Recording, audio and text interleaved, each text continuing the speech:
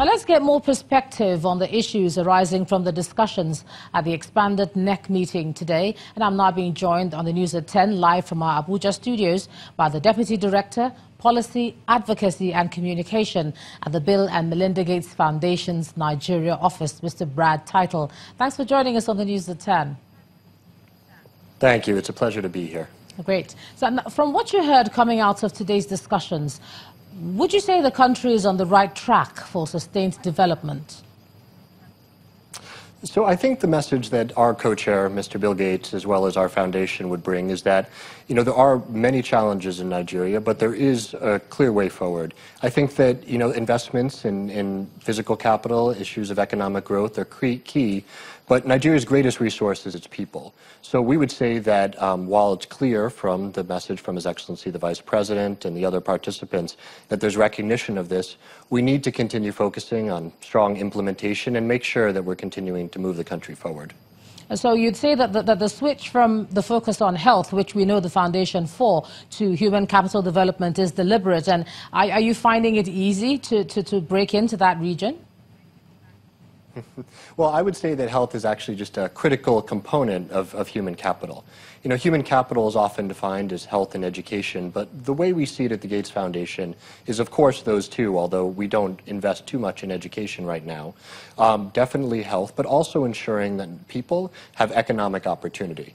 So as Bill Gates said in his speech, we believe that it's important to invest in health, education, ensure that people have the nutrition and vaccines and other things that will ensure that they're able to be healthy and productive and have the knowledge and the skills they need to be successful.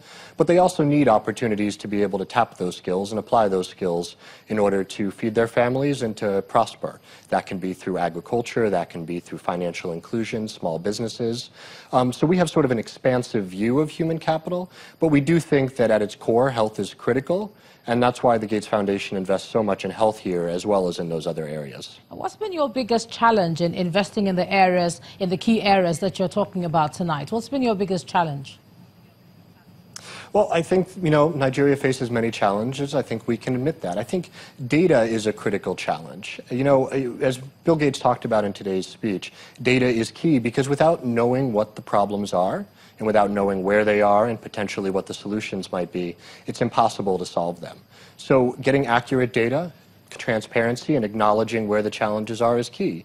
He gave an example in his speech today of immunization coverage rates in Nigeria.